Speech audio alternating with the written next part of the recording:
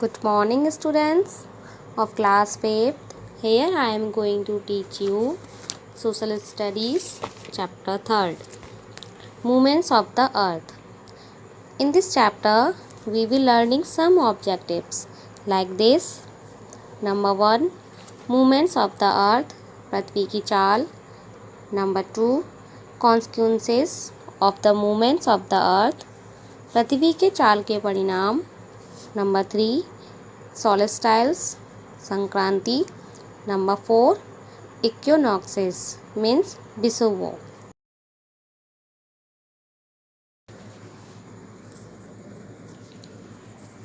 So let us start this chapter. Movements of the earth means पृथ्वी की चाल. Our earth has two important movements, rotations and revolutions. Let's study both of them. हमारी पृथ्वी के दो महत्वपूर्ण चाल हैं, घूर्णन और क्रांति. आइए अब हम इन दोनों का अध्ययन करते हैं. रोटेशंस मीन्स घूर्णन. Number 1, the first movements of the earth is rotation around its axis like a top of rotor's wheel. पृथ्वी की पहली चाल शीर्ष या कुम्हार के चाक की तरह अपनी धुरी पर घूम रही है. It takes 24 hours to complete one rotation. यह चक्कर अपना एक चक्कर जो है वो पूरे 24 घंटे में करता है. This movement is responsible for days and nights. यह चाल दिन और रात के लिए जिम्मेदार है. Number 2, as seen from the north pole the earth spins in a counter clockwise direction from west to east and its axis is tilted about 23.5 degrees from the vertical. जैसा कि उत्तरी ध्रुव से देखा जाता है कि पृथ्वी पश्चिम से पूरब की ओर से एक वामावर्त दिशा में घूमती है और उसकी धुरी ऊर्ध्वाधर से लगभग 23.5 डिग्री झुकी हुई होती है. रेवोल्यूशन मीन्स क्रांति. The second importance movements of the earth is the revolution around the sun. पृथ्वी की दूसरी महत्वपूर्ण चाल सूर्य के चारों ओर की क्रांति है. One complete revolution takes 365 1/5 days और 1 ईयर्स. यह संपूर्ण क्रांति में 365 दिन या एक वर्ष का समय लगता है. क्रांति के दौरान ड्यूरिंग द रेवोल्यूशन मीन्स क्रांति के दौरान the earth orbits the sun following an elliptical path. पृथ्वी परिक्रमा करती है एक अंडाकार पथ पर सूर्य के बाद. Remember both the movements of the earth, the rotations and the revolutions are simultaneous. Means याद रखें यदि पृथ्वी की गति और परिक्रमण दोनों एक साथ होते हैं. Consequences of the movements of the earth, पृथ्वी की चाल का परिणाम. Both the rotations and the revolutions cause many interesting things to happen, which are called consecutions of the movements of the earth. दोनों घूर्णन और क्रांति के कारण एक दिलचस्प चीज़ें होती हैं जिसे हम पृथ्वी की चाल के परिणाम के नाम से जान सकते हैं.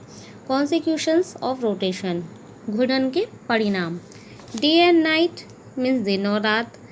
As the earth spins on its axis, the parts of the earth facing the sun have sunlight and experience day. जैसा कि पृथ्वी अपनी धुरी पर घूमती है तो सूर्य के सामने पृथ्वी के कुछ हिस्सों में सूरज की रोशनी और अनुभव का दिन का अनुभव होता है. जैसे कि जब सूरज जो है उसका जब परिक्रमा पृथ्वी करती है तो जो घूमते हुए हमें दिखाई देती है तो उसका आधा हिस्सा पृथ्वी के सामने सूरज के सामने आता है तो अंधेरा हो जाता है और दूसरी साइड में उजाला हो जाता है. The parts of the earth not facing the sun have darkness and experience night.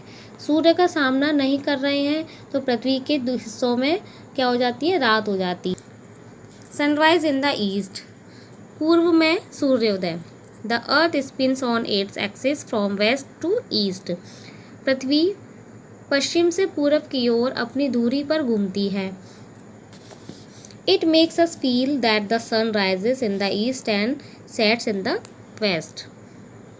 ये हमें महसूस कराता है कि सूर्य पूर्व में उगता है और पश्चिम में अस्त हो जाता है। Earth flattened at the poles means ध्रुवों पर पृथ्वी चपटी। As a consequence of the earth's speedy rotations the equator bulks while the poles are flattened. That is why the earth's shape is like an orange and not like a ball. पृथ्वी के तेजी से घूमने के परिणाम स्वरूप, जब पृथ्वी तेजी से घूमती है तो उसके बाद हमें क्या परिणाम मिलता है? भूमध्य रेखा उभरी हुई है जबकि ध्रुव चपटा हुआ हमें दिखाई देता है। इसलिए पृथ्वी का आकार नारंगी की तरह है लेकिन ना कि एक गेंद की तरह है। हमें पृथ्वी नारंगी की तरह तो दिखेगी लेकिन एक बॉल की तरह नहीं दिखेगी। कॉन्सिक्यूशंस ऑफ रेवोल्यूशंस, क्रांति का परिणाम। क्रिएशंस ऑफ सीजन्स मीन्स ऋतुओं का निर्माण। As the earth revolves around the sun it also spins around its axis which tilt at an angle of 23.5 degrees. जैसे ही पृथ्वी सूर्य के चारों ओर घूमती है यह अपनी धुरी पर घूमती रहती है जो 23.5 डिग्री के कोण पर झुकी होती है। In this it is this फेटिल in the earth axis that is responsible for creating seasons summer and winter in both the hemispheres the northerns and the southerns. यह पृथ्वी की धुरी में झुकाव करती है। उत्तरी और दक्षिणी दोनों गोलार्धों में मौसम इसके जिम्मेदार होते हैं। कौन से मौसम होते हैं? गर्मी और सर्दी। Due to the tilt and the axis all the parts of the earth do not remain at the same distance from the sun. जब धुरी में झुकाव के कारण पृथ्वी के सभी हिस्से सूर्य के समान दूरी पर नहीं रहते हैं। The parts nearest the sun have warm summer, whereas the parts farther from the sun have less heat and experience winter season. सूर्य के पास के भागों में गर्मी होती है जबकि सूर्य से दूर के भागों में कम गर्मी होती है और सर्दी का मौसम हो जाता है। सोलिस्टाइल्स एंड इक्विनॉक्सेस, संक्रांति और विषुव। सोलिस्टाइल्स मीन्स संक्रांति। Solstice occurs when the sun is at its greatest distance from the equator.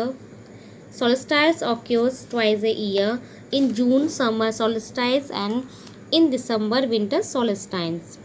Sankranti जब होती है जब सूर्य भूमध्य रेखा से अपनी सबसे बड़ी दूरी पर होता है। साल में 2 बार संक्रांति होती है, जून में मतलब कि ग्रीष्मकालीन संक्रांति और दिसंबर में शीतकालीन संक्रांति। समर सॉलिस्टाइल्स, ग्रीष्मकालीन संक्रांति। The summer solstices marks the first day of the season of summer. ग्रीष्म संक्रांति गर्मियों के मौसम के पहले दिन होते हैं। इट फॉल्स ऑन और near 21 June November. In the southern hemisphere, the summer solstice is celebrated in December, when northern hemisphere celebrates the winter solstice. यह 21 जून को या उसके आसपास पड़ता है। नवंबर याद रखें। दक्षिणी गोलार्ध में ग्रीष्मकालीन संक्रांति दिसंबर में ग्रीष्मकालीन संक्रांति में मनाया जाता है जबकि उत्तरी गोलार्ध शीतकालीन संक्रांति में मनाते हैं। The summer solstice is the time when the sun reaches its northernmost latitude and therefore appears at its highest point in the sky at noon. गर्मियों का संक्रांति वह समय होता है जब सूर्य अपने उत्तरी अक्षांश पर पहुंचता है और इसलिए दोपहर के समय आसमान में अपने उच्चतम बिंदु पर दिखाई देता है। At this time of the year, वर्ष के इस समय पर we have the longest day and shortest night. The North Pole leans more directly towards the sun Then it turn does not any other day of the year. It causes warm weather. हमारे पास सबसे लंबा दिन और सबसे कम रात है। यह उत्तरी ध्रुव की तुलना में अधिक सीधे सूर्य की ओर झुकता है, जैसा कि वर्ष के किसी भी दिन होता है। यह मौसम गर्म करने का कारण बन जाता है। शीतकालीन Sankranti means winter solstice.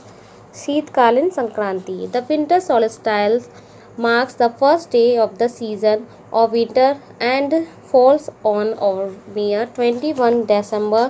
Remember, in the southern hemisphere, the winter solstice is celebrated in June when the northern hemisphere celebrates the summer solstice. शीत संक्रांति सर्दियों के मौसम के पहले दिन को चिंतित करती है और 21 दिसंबर के करीब पर आकर गिर जाती है। याद रखें कि दक्षिणी गोलार्ध में शीतकालीन संक्रांति जून में मनाई जाती है, जब उत्तरी गोलार्ध ग्रीष्म संक्रांति मनाता है। कहने का मतलब ये है कि 21 जून को गर्मी ज़्यादा होती है और 21 दिसंबर से ठंड का बढ़ना शुरू हो जाता है। आप सभी इस चित्र में समझ सकते हैं कि सूरज के ओर चारों राउंड हो रहा है, जैसे विंटर सोल्स्टिस दिसंबर, ठीक है, और सितंबर 22 में, फिर जून, और ऐसे ही पूरा घूमता चला जाता है। मार्च, जून, सितंबर, दिसंबर, ये पूरा एक राउंड फिगर में चलता है। इसमें आपको दिखाई दे रहा है, अच्छे से आप समझ सकते हैं। The winter solstice is the time in December when the sun reaches its southernmost latitude and therefore appears and its lowest point in the sky at the moon.